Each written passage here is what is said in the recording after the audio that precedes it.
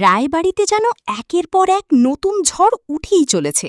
ছুটি আর অভির সম্পর্ক নিয়ে যখন পুরো পরিবারে অশান্তি তুঙ্গে, ঠিক তখনই ঘটে গেল এমন এক ঘটনা যা বদলে দিতে পারে সবকিছু। অনেকগুলো দামি শাড়ি কিনে ছুটিকে নিয়ে বাড়ি ফেরে অভি, আর সেই দৃশ্য দেখে জ্বলে পুড়ে ছাই হয়ে যায় ঝুমকি।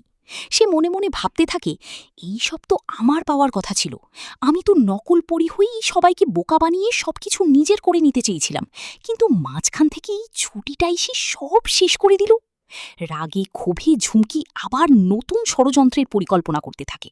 অন্যদিকে অভি সবার সামনে স্পষ্ট জানিয়ে দেয়, আমি অগ্নিসাক্ষী করে ছুটিকে বিয়ে করেছি, তাই ও আমার স্ত্রী, আর এই বাড়ির সব নিয়ম ওর সাথেই পালন হবে। অভির কথা শুনে আরও ক্ষেপে যায় ঠাম্মি। সে স্পষ্ট বলে দেয়, পরি ছাড়া অন্য কাউকে আমি এই বাড়ির বউ হিসেবে মেনে নেব না।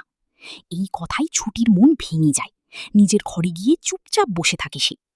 ঠিক তখনই অভির মা এসে জানায়, আজ ফুলশয্যার রাত, নিয়ম অনুযায়ী নতুন বউকে সাজতে হবে। কিন্তু সমস্যা একটাই, ছুটি কোনোদিন নিজের হাতে সাজগোজই করেনি। শাড়ি পরতে পারলেও আলতা গয়না মেকআপ কিছুই জানে না সে। অভি প্রথমে একটু বিরক্ত হলেও শেষ পর্যন্ত নিজেই সব সামলানোর সিদ্ধান্ত নেয়। কিছুক্ষণ পরেই শিখা আলতা নিয়ে আসে, কিন্তু আলতা পরতে গিয়েও অসহায় হয়ে পড়ে ছুটি। তখন অভি নিজেই ছুটির পা নিজের হাতে তুলে নিয়ে আলতা পরাতে শুরু করে। আর ঠিক সেই মুহূর্তেই ঘটে যায় অবিশ্বাস্য ঘটনা। আলতা পরাতে পরাতে হঠাৎ ছুটির পায়ের একটা জোরুল চোখে পড়ে অভির। সেই জোরুল দেখে মুহূর্তের মধ্যে থমকে যায় সে, কারণ ছোটবেলার বন্ধু পরীর পায়েও ছিল ঠিক একই রকম জোরুল।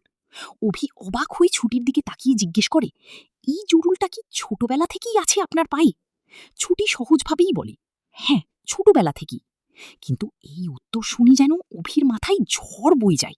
সে ভাবতে থাকে, তাহলে কি ছুটি তার হারিয়ে যাওয়া পরী? ছুটিও অবাক হয়ে যায় অভির আচরণ দেখে। তবে কি এতদিন পরে সত্যিটা সামনে আসতে চলেছে?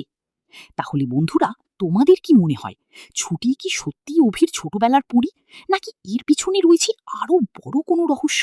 কমেন্ট করি অবশ্যই জানাও।